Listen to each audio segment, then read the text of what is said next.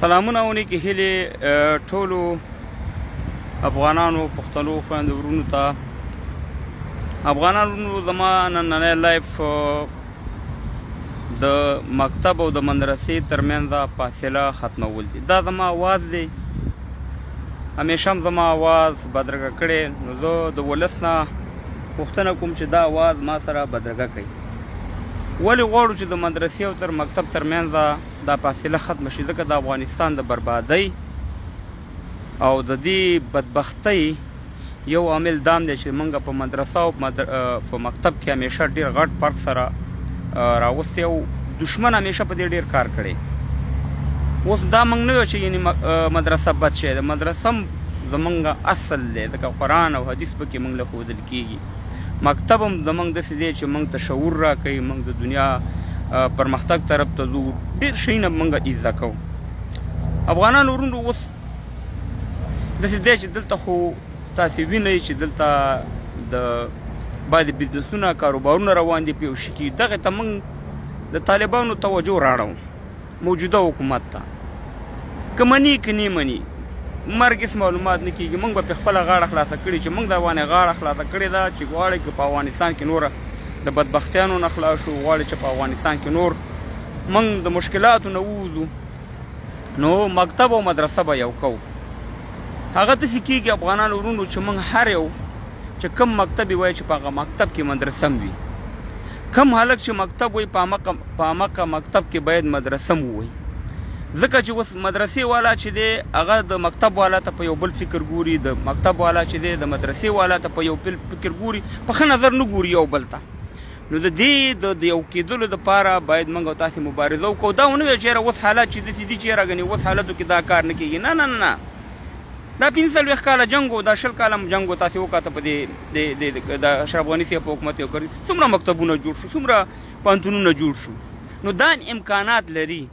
ګورې موږ دا ویو چې زموږ ماشوم چې په کوم مکتب کې مکتب وایي باید د 2 بجو پورې د 1 بجو پورې چې هغه مکتب وایي، د مکتب نه وروسته باید 1 ساعت 1.5 ساعت هغې ته د قرآن د حدیثو د اسلامي درس ورکړل کېږي. نو یو خو به دا چې هلک به د 2 ځایونو نه دغه شي بچ شي، ځکه چې د مکتب نه ستړی ستومانه راشي دلته دمۍ جوړه نه وي چې وروره پلار او مور دیوانه ما مخکې په بل پیج کې ملایف وکړو، پلار او مور مخکې کړی وسیسه روان کړی چاله مکتب ته منډه کړه، هغه ستړی ستومانه. یو خو دا مسله. بل موږ د مصرفونو نه بچ کېږو. ور د مدرسې بیل موږ پیسونه ورکوو، غریب ولس دی، هلته نور خلک په عذابېږي. یعنې که موږ دا شی یو کړو نو زموږ مولا یا زموږ مکتبي یا زموږ سټوډنټ یا زموږ د پوهنتون دغه به هغه به قاري وي، هم به مولا وي، هم به انجینر وي، هم به ډاکټر وي، هغه به هر څه وي. نو که دغه یو غږ او دا ډېر په اسانه کېږي افغانانو، دا کوم مشکل نه غواړي.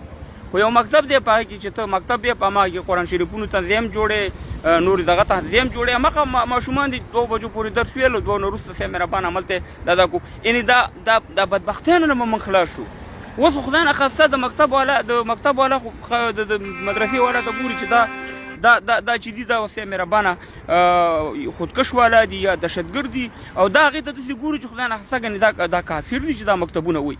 نو دا فاصله به ختمه شي زموږ ستاسې وطن به او دا ډېره په اسانه کې خیره که اوس نه کېږي، کاله به وشي، 2 کاله پس خو به وشي. دا کار امکانات لري، دا کار او دا غږ چې تاسې ما سره بدرګه کې افغانانو ورونو، نو انشاءالله چې دې ته به موږ د توجه راړو. ګوره دې کې به ډېر خلک په ما نیوکې موکي، بعضې هغه مولیان خیم زه ټول قاضي صاحبان او علما نه خیم، ځکه چې د هغې په مدرسو باندې کاروبار روان دی، په دغه شیانو باندې کاروبار روان کړی وروره. د هغې هغه دغه سوچ نه لري چې د وطن یو غټ سوچ وکړي، د وطن یو ښه فکر وکړي او ښه سوچ وکړي.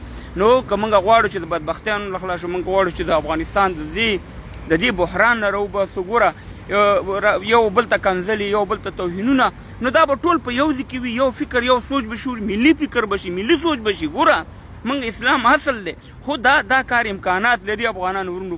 و دغلته زموږ په دې برطانیه کې اوسېږو، په دې لندن کې اوسېږو، په دې مکتب کې دې ته د انګلیش نه علاوه نورې ژبې هم ښیي. نو موږ خو نورې ژبې ورته نه ښیو، زموږ پښتو دري خپله ژبه ده په مکتب کې. د هغې نه دغه چې دغه کېږي دغه موږ او تاسې به په دغه قرآن حدیث دغه به خیر که غټ علما یا غټ مفتیان دغه کېږي، هغې ته بېل دغه جوړ شي، هغه یو خبره. مګرم دا امکانات لري چې د مکتب او د مدرسې ترمنځ چې کومه فاصله ده باید دا موږ ختمه کړو. دغه د افغانستان دپاره یو ښه کار دی، د اسلام دپاره یو ښه کار دی. موږ غواړو چې زموږ زوی یا زموږ ورور یا زموږ مشر یا کشر هر څه چې هغه هم انجینر وي، هم ډاکټر وي، هم ملا وي، هم قاري وي، هغه بیا فکر کوي، سوچ کوي چې ټول او د دنیا سره رقم ده. اوس قاري چې دی زموږ په یو طرف روان دی، هغه بالکل داسې ځان داسې سخت کړی دی چې صاحب مهربانه تور یې لاس کې ده چې بس لږه خبره دې وکړه د واره د کوپر ټاپه ده د واره صاحب مهربانه بس په تا ته ملحد وي، تا ته فلانه وي. او کوم چې مکتب وي هغې ته قاري داسې ښکاري چې صاحب مهربانه دا خو صاحب مهربانه یو دغه دی. نو دا فاصلې به ختمې شي، زموږ او تاسې به مینه محبت ترمنځ راشي، یووالی به راشي، یو ټولنه به جوړه شي، یو دغه به جوړه شي. او دا ډېر اسانه کېږي، ډېر داسې مشکلات نشته ګڼي چې دا په غټو مشکلاتو باندې دې کې نه د ملا توهین دی، دې کې نه د قاري صاحبانو توهین دی.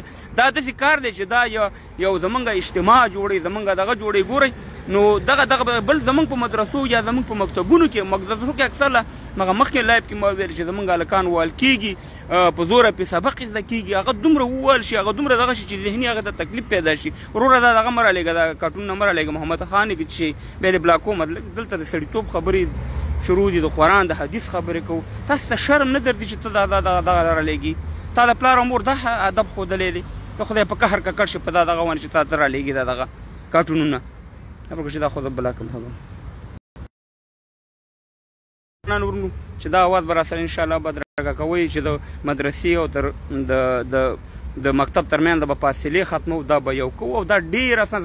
زما خپل فکر دی کېدای شي زه غلط یم، خو ولسه زه تاسو ته دا فیصله پرېږدم چې دا خبره که زما غلطه وي تاسې په ما نیوکه هم کولی شئ. موږ نه غواړو چې نور په افغانستان کې بدبختیانې وینو، موږ نه غواړو چې په افغانستان کې موږ نور نفرتونه خواره شي، نور دغه دسیسې جوړې شي. نو خبره دا ده چې دغه وانې به موږ او تاسې کار کوو. ګوره مدرسې والا هغه دومره دغه ګوره دا نظامونه زموږ تېرېږي، نظامونه په افغانستان کې. موږ ولې ملي اردو نه لرو، یو کلک دغه نه لرو ملي اردو؟ ځکه همیشه د ملي اردو په خلاف باندې په افغانستان کې د کفر فتوا ورکول کېږي. هغه وایي چې دا ملي اردو والا چې دا د کافر خطاب ورته کوي. نو موږ اوسه پورې په دې دومره تاریخ لرو، موږ اوسه پورې خپله ملي اردو جوړه نه کړه صحیح منظمه. ځکه چې ملي اردو راته څوک پرېږدي نه. د غازي امان الله خان ورور همدا د ملي اردو په خلاف دا فتواګانې ورکول کېږي چې دا کافر دي. نو خبره دا ده چې دې شیانو ته باید زموږ ستاسې فکر وي. انشاءالله زه به د ورور په باره کې هم خبرې کوم، خو دغه غږ هم را سره بدرګه کوي چې مکتب او د مدرسې ترمنځ به فاصله ختمو، ټول به یو مسلمانان کېږو، یو افغانان کېږو به، او انشاءالله دا کار ډېر په اسانه کېږي. هغه خلکو ته به زور ورکوي څوک چې د مدرسې په نوم باندې تجارتونه کوي، بزنسونه کوي او پیسې په دې چلونو باندې ګټي، هغې ته به تکلیف وي. خو خبره دا ده چې همیشه موږ د دې مصیبت او د دې ستړیا نه به نور ختم شو، یو بل ته به احترام ولرو، یو بل ته به مینه محبت ورکو. نو الله تعالی هم خوشحاله آباد لره. او دا سپرلی دی، دا ګلان مې در باندې له وکتل ښایسته دي که ناست یم. الله دې وکړي چې همدغه شان دي زموږ افغانستان ښایسته دی او ښایسته او همدغه شان دي دا زما خبرې د دې ګلاب په شان دي ولګېږي. او د طالبانو دې ته موږ توجه غواړو. او د ورور باره کې به انشاءالله زما مبارزه جاري وي چې ورور چې دی دا لور خور خرڅول دي، دا نه اسلام دی او نه انسانیت دی. په دې به خبرې کوم په الله